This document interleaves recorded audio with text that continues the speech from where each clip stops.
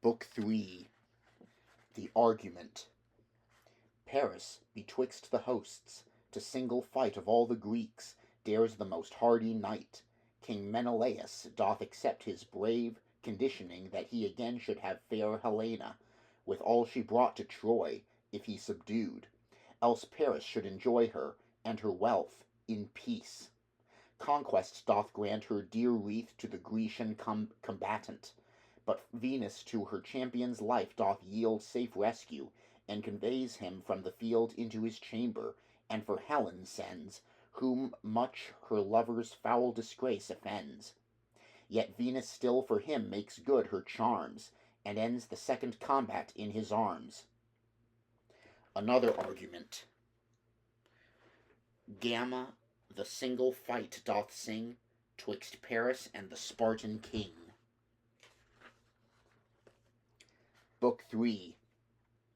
When every least commander's will best soldiers had obeyed, and both the hosts were ranged for fight, the Trojans would have frayed the Greeks with noises, crying out, in coming rudely on at all parts, like the cranes that fill with harsh confusion of brutish clangor all the air, and in ridiculous war, issuing the unsuffered storms shot from the winter's star. Visit the ocean, and confer the pygmy soldier's death. The Greeks charged silent, and like men, bestowed their thrifty breath in strength of far resounding blows, still entertaining care of either's rescue, when their strength did their engagements dare, and as upon a hill's steep top the south wind pours a cloud, to shepherds thankless, but by thieves that love the night, allowed, a darkness letting down, that blinds a stone's cast off men's eyes, such darkness from the Greeks' swift feet, made all of dust, did rise. But ere stern conflict mixed both strengths, fair Paris stepped before the Trojan host.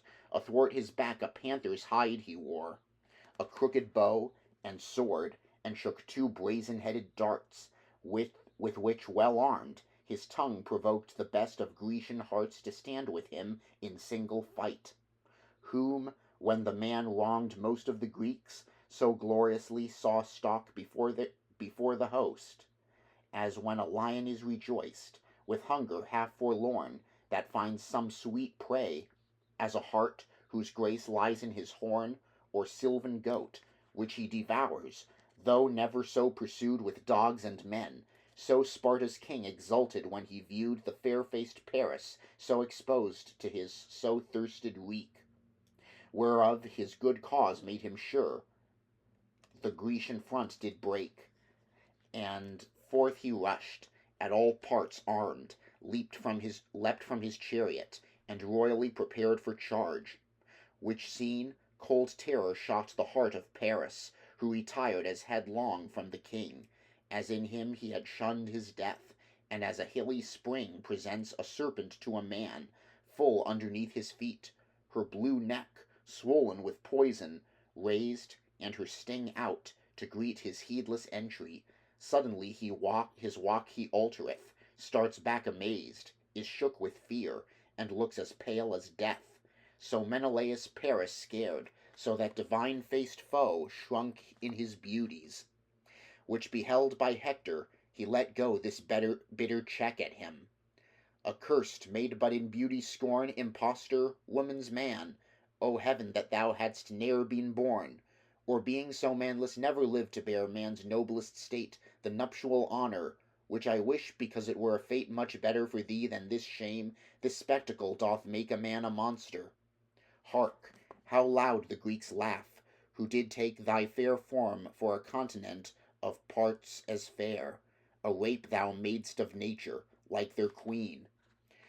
No soul, an empty shape takes up thy being, yet how spite to every shade of good fills it with ill, for as thou art, thou couldst collect a brood of others like thee, and far hence fetched ill enough to us, even to thy father, all these friends make those foes mock them thus.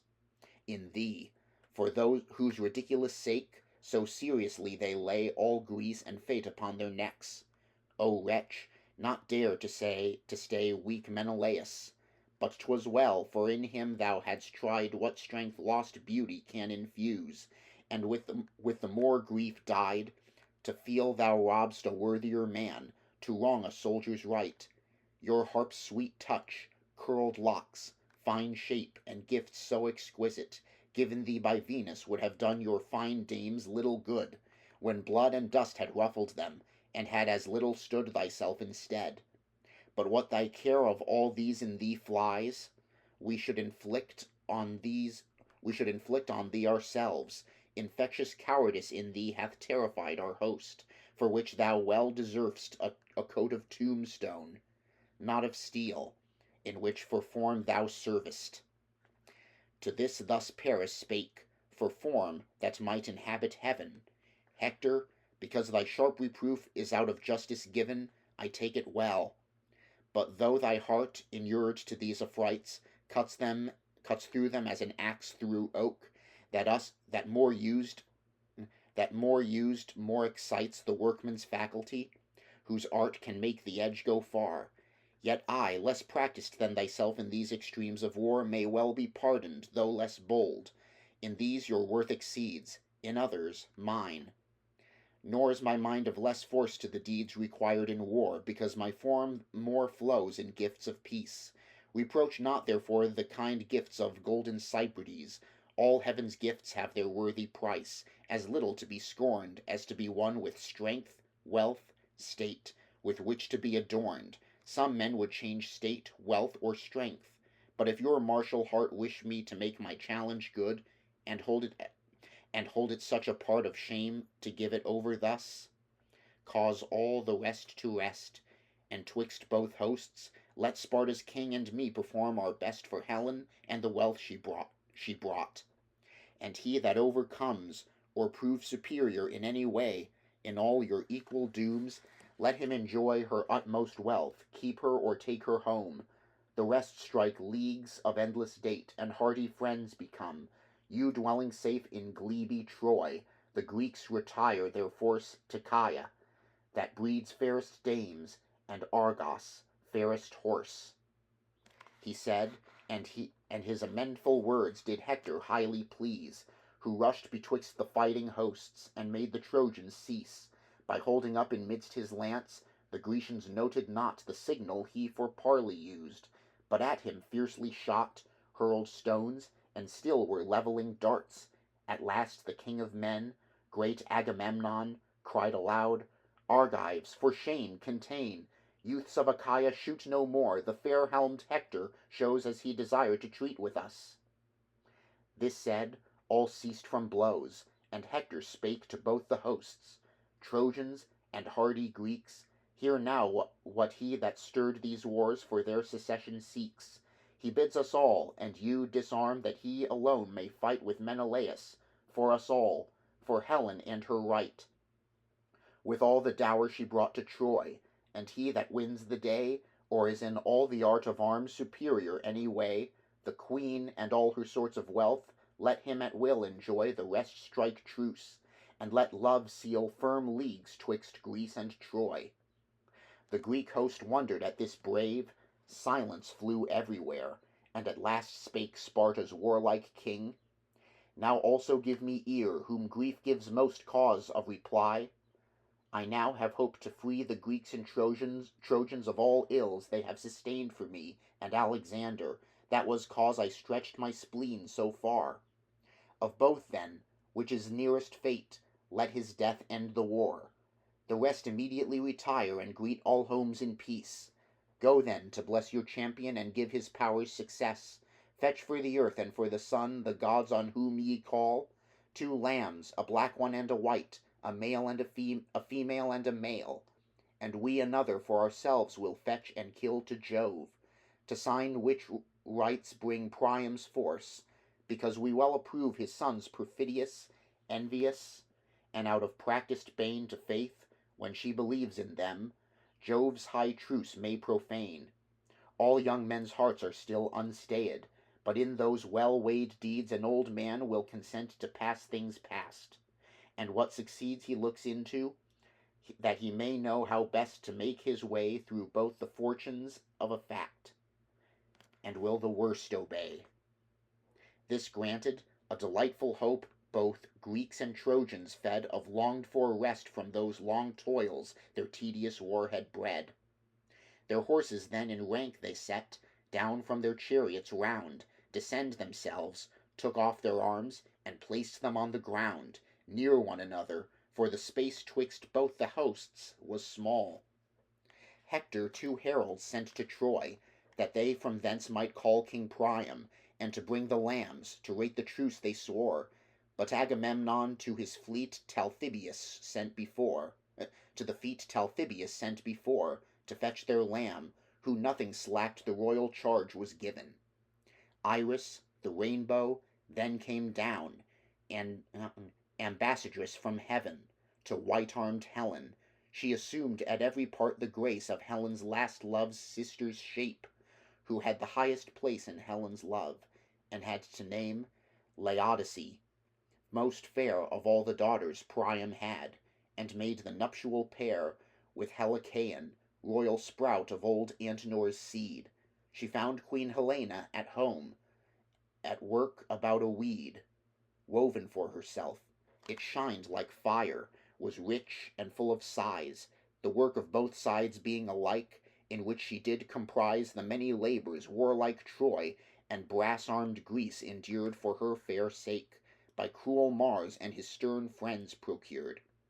Iris came in joyful haste, and said, O come with me, loved nymph, and an admired sight of Greeks and Trojans see, who first on one another brought a war so full of tears, even thirsty of contentious war now every man forbears, and friendly by each other sits, each leaning on his shield, their long and shining lances pitched fast by them in the field. Paris and Sparta's king alone must take up all the strife, and he that conquers only call fair Helena his wife. Thus spake the thousand-coloured dame, and to her mind commends the joy to see her first espoused, her native towers and friends, which stirred a sweet desire in her, to serve the which she hide, shadowed her graces with white veils, and, though she took pride to set her thoughts at gaze, and see in her clear beauty's flood, what choice of glory swam to her, yet tender womanhood seasoned with tears her joys to see more joys the more offence, and that perfection could not flow from earthly excellence. Thus went she forth, and took with her women most of name, Aethra, Pythius's lovely birth, and Clymene, whom fame hath for her fair eyes memorized.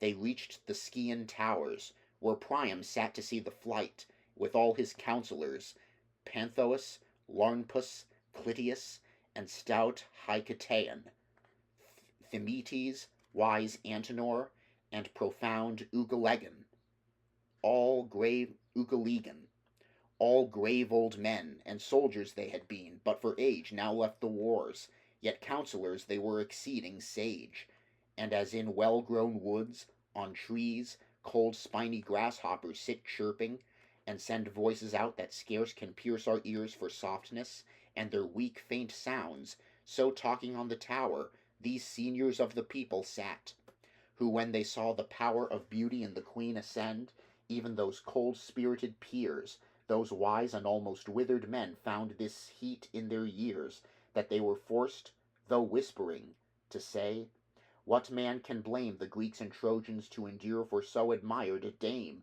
so many miseries, and so long, in her sweet countenance shine looks like the goddesses. And yet, though never so divine, before we boast, unjustly still, of her enforced prize, and justly suffer for her sake, with all our progenies, labour and ruin, let her go. The profit of our land must pass the beauty. Thus, though these could bear so fit a hand on their affections, yet when all their gravest powers were used, they could not choose but welcome her, and rather they accused the gods than beauty, for thus spake the most famed king of Troy, Come, loved daughter, sit by me, and take the worthy joy of thy first husband's sight, old friends and princes near allied, and name me some of these brave Greeks, so manly beautified. Come, Do not think I lay the wars endured by us on thee. The gods have sent them, and the tears in which they swam to me. Sit then, and name this goodly Greek, so tall and broadly spread, who than the rest that stand by him is higher by the head. The bravest man I ever saw, and most majestical, his only presence makes me think him king amongst them all. The fairest of her sex replied, Most reverend father-in-law, most loved, most feared, would some ill death had seized me, when I saw the first mean, why I wronged you thus, that I had never lost the sight of these my ancient friends, of him that loved me most, of my sole daughter, brothers both, with all those kindly mates, of one soil, one age born with me, though under different fates. But these boons envious stars deny, the memory of these in sorrow pines those beauties now. And then did too much please, nor satisfy your demand. To which I thus reply, that's Agamemnon, Atreus' son, the great in empery, a king, whom double royalty doth crown, being great and good, and one that was my brother-in-law, when I contained my blood, and was more worthy, if at all I might be said to be, my being lost so soon, in all that honoured me. The good old king admired, and said, O Atreus' blessed son, born unto joyful destinies, that hast the empire won of such a world of Grecian youths as I discover here. I once marched into Phrygia, that many vines doth bear, where many Phrygians I beheld, well skilled in use of horse, that of the two men, like two gods, were the commanded force. Otreus, and great Mygdonus, who on Sangarius' sands set down their tents, with whom myself, for my assistant bands, was numbered as a man in chief. The cause of war was then th' Amazon dames, that in their facts affected to be men. In all there was a mighty power, which yet did never rise to equal these Achaean youths, that have the sable eyes. Then, seeing Ulysses next, he said, Loved daughter, what is he that lower than great Atreus' son seems by the head to me, yet in his shoulders and big breast presents a broader show? His armour lies upon the earth, he up and down doth go, to see his soldiers keep their ranks, and ready have their arms, if in this truce they should be tried by any false alarms. Much like a well-grown bellwether or feltered ram he shows, that walks before a wealthy flock of ware white-fleeced ewes. High Jove and Leda's fairest seed to Priam thus replies, This is the old Laertes' son, Ulysses, called the Wise, who, though unfruitful Ithaca was made his nursing seat, yet knows he every sort of slate, and is in councils great. The wise Antenor answered her, 'Tis true, renowned dame, for sometimes past wise Ithacus to Troy a legate came, with Menelaus, for your cause, to whom I gave receipt as guests, and welcomed to my house, with all the love I might. I learned the wisdoms of their souls, and humours of their blood, for when the Trojan council met, and these together stood, by height of his broad shoulders had Atrides' eminence. Yet set, Ulysses did exceed, and bred more reverence. And when their counsels and their words they wove in one, the speech of Atreus' son was passing loud, small, fast, yet did not reach to much, being naturally born laconical, nor would his humour lie for anything, or was, like th'other, old.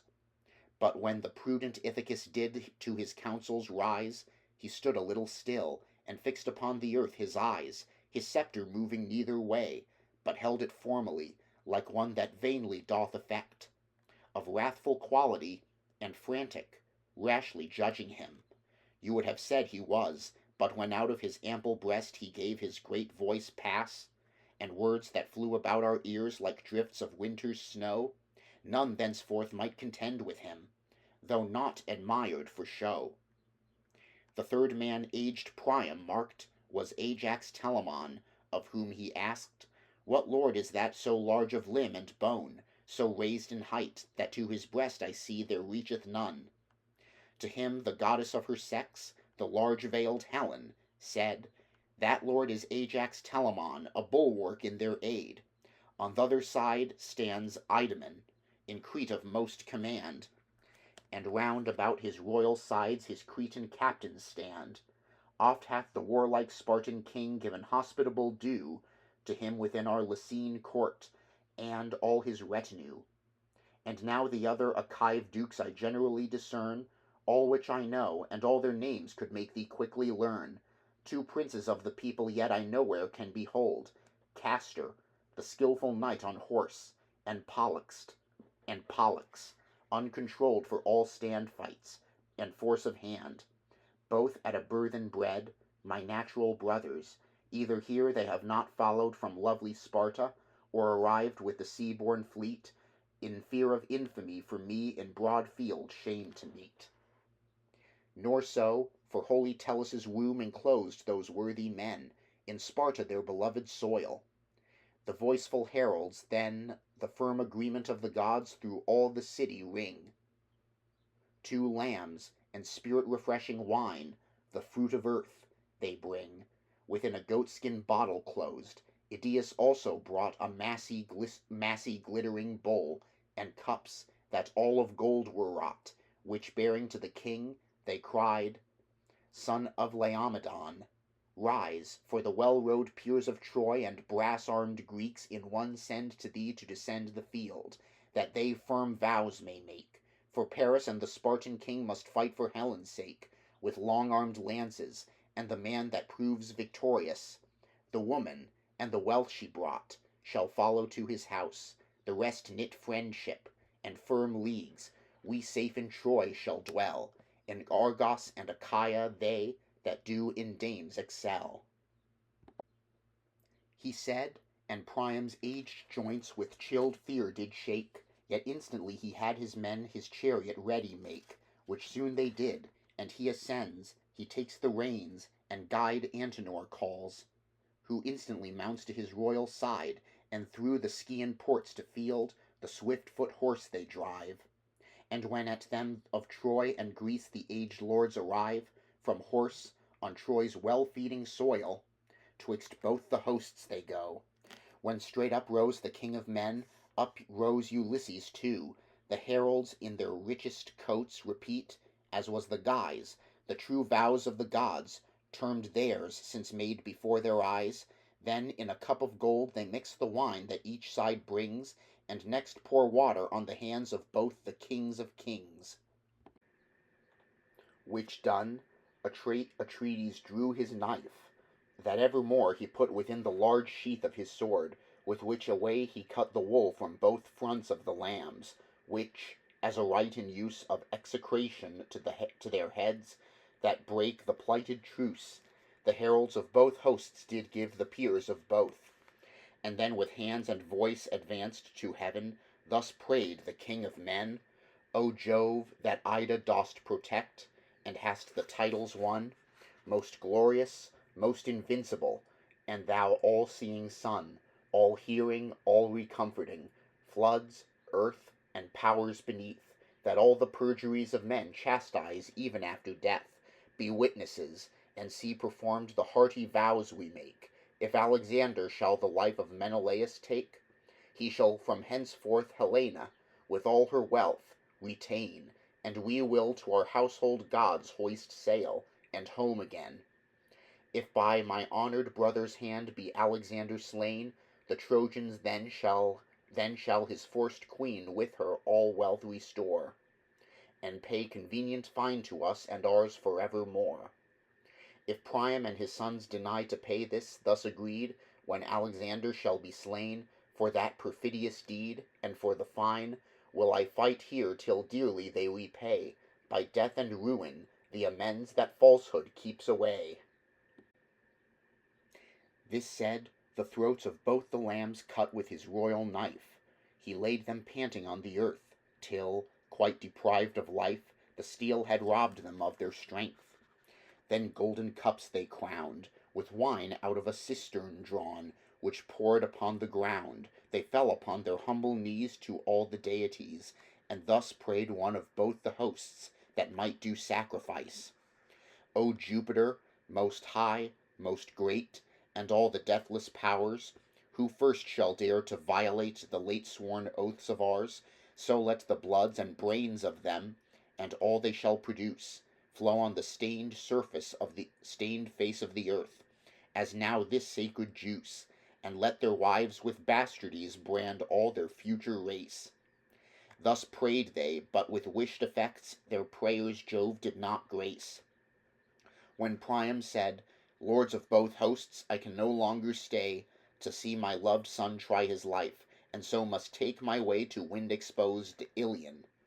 Jove yet and heaven's high states know only which of these must now pay tribute to the Fates.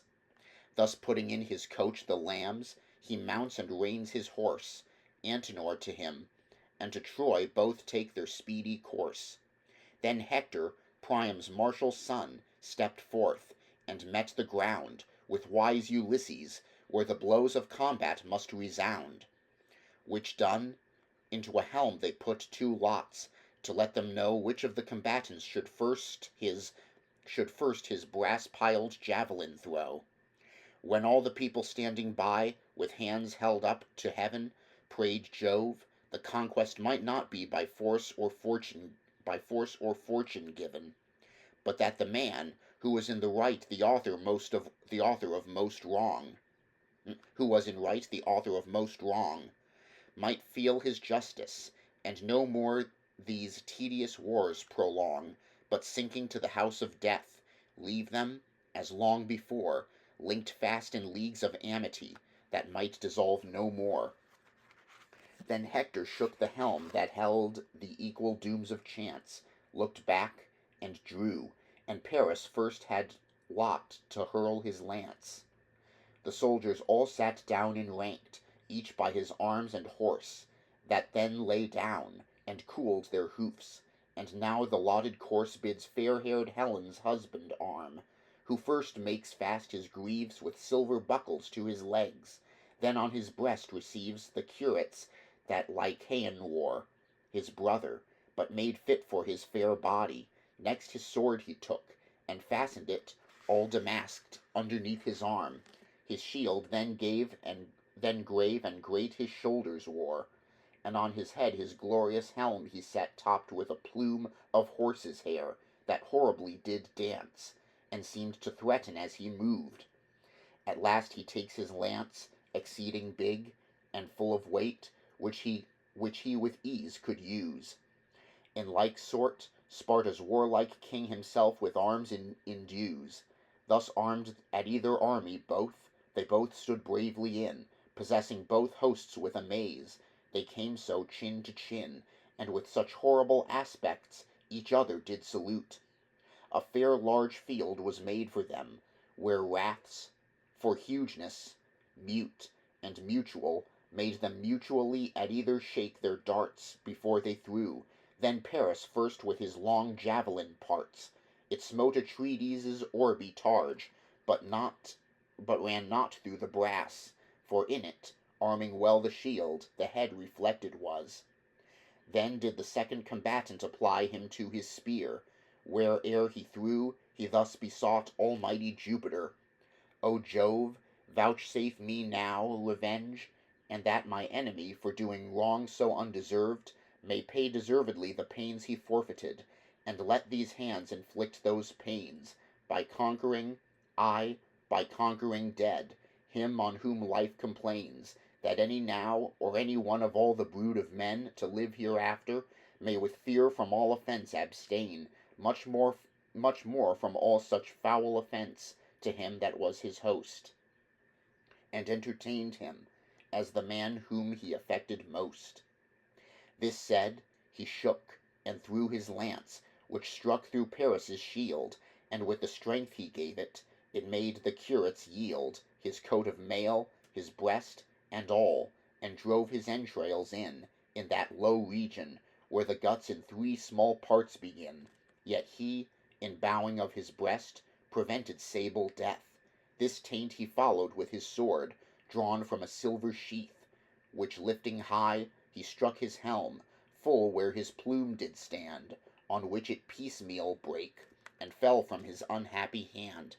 at which he sighing stood, and stared upon the ample sky, and said, O Jove, there is no god given more illiberally to those that serve thee than thyself. Why have I prayed in vain? I hoped my hand should have revenged the wrongs I still sustain on him that did them, and still dares their foul defence pursue. And now my lance hath missed his end, my sword in shivers flew, and he scapes all. With this again he rushed upon his guest, and caught him by the horsehair plume that dangled on his crest, with thought to drag him to the Greeks, which he had surely done, and so besides the victory had wondrous glory won, because the needle-painted lace, with which his helm was tied beneath his chin, and so about his dainty throat implied, had strangled him, but that in time the Cyprian seed of Jove did break the string, with which was lined that which the needle wove, and was the tough thong of a steer, and so the victor's palm was, for so full a man-at-arms, only an empty helm that then he swung about his head, and cast among his friends, who scrambled, and tooked up with shouts. Again then he intends to force the lifeblood of his foe, and ran on him amain, with shaken javelin, when the queen, that lovers loves, again attended, and now ravished him from that encounter quite, with ease, and wondrous suddenly, for she, a goddess, might. She hid him in a cloud of gold, and never made him known, till in his chamber, fresh and sweet, she gently set him down, and went for Helen, whom she found in Scia's utmost height, to which whole swarms of city dames had climbed to see the sight. To give her errand good success, she took on her the shape of beldame Gria, who was brought by Helen in her rape from Lacedaemon, and had trust in all her secrets still, being old, and had, of all her maids, the main bent of her will, and spun for her her finest wool. Like her, love's empress came, pulled Helen by the heavenly veil, and softly said, Madam, my lord calls for you. You must needs make all your kind haste home. He's in your chamber, stays and longs, sits by your bed. Pray come. 'Tis richly made and sweet, but he more sweet, and looks so clear, so fresh, so and movingly attired, that, seeing, you would swear he came not from the dusty fight, but from a courtly dance, or would to dancing. This she made a charm for dalliance, whose virtue Helen felt, and knew by her so radiant eyes, white neck, and most enticing breasts, the deified disguise. At which amazed, she answered her, Unhappy deity, why lov'st thou still in these deceits to wrap my fantasy? Or whither yet, of all the towns given to her lust beside, in Phrygia or Maeonia, comest thou to be my guide? If there, of divers languaged men, thou hast, as here in Troy, some other friend, to be my shame, since here thy latest joy, by Menelaus now subdued, by him shall I be borne home to his court, and end my life in triumphs of his scorn. And to this end would thy deceits my wanton life allure? Hence go thyself to Priam's son, and all the ways abjure of gods, or godlike minded dames, nor ever turn again thy earth-affecting feet to heaven, but for his sake sustain toils here. Guard, grace him endlessly, till he requite thy grace by giving thee my place with him, or take his servant's place, if all dishonorable ways your favor seek to serve his never pleased incontinence. I better will deserve than serve his dotage now. What shame were it for me to feed this lust in him? All honored dames would hate me for the deed. He leaves a woman's love so ashamed, and shows so base a mind to feel nor my shame nor his own. Griefs of a greater kind wound me, than such as can admit such kind delights so soon. The goddess, angry that, past shame, her mere will was not done, replied, Incense me not, you wretch, lest, once incensed, I leave thy cursed life as strange a hate, as yet it may receive a love from me, and lest I spread through both hosts such despite, for those plagues they have felt for thee, that both abjure thee quite, and setting thee in midst of both, turn all their wraths on thee, and dart thee dead, that such a death may wreak thy wrong of me. This struck the fair dame with such fear, it took her speech away, and, shadowed in her snowy veil, she durst not but obey, and yet, to shun the shame she feared, she vanished undescried of all the Trojan ladies there, for Venus was her guide.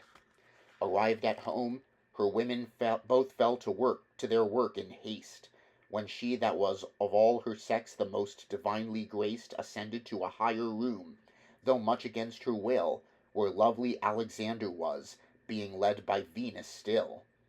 The laughter-loving dame discerned her moved mind by her grace, and for her mirth's sake set a stool full before Paris' face, where she would needs have Helen sit, who, though she durst not choose but sit, yet looked away for all the goddess' power could use, and used her tongue too, and to chide whom Venus soothed so much, and chide, too, in this bitter kind.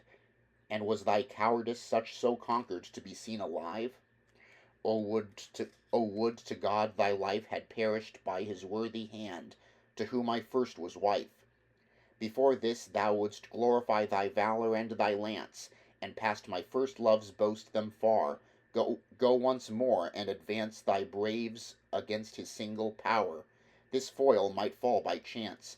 Poor conquered man, 'twas such a chance as I would not advise thy valour should provoke again.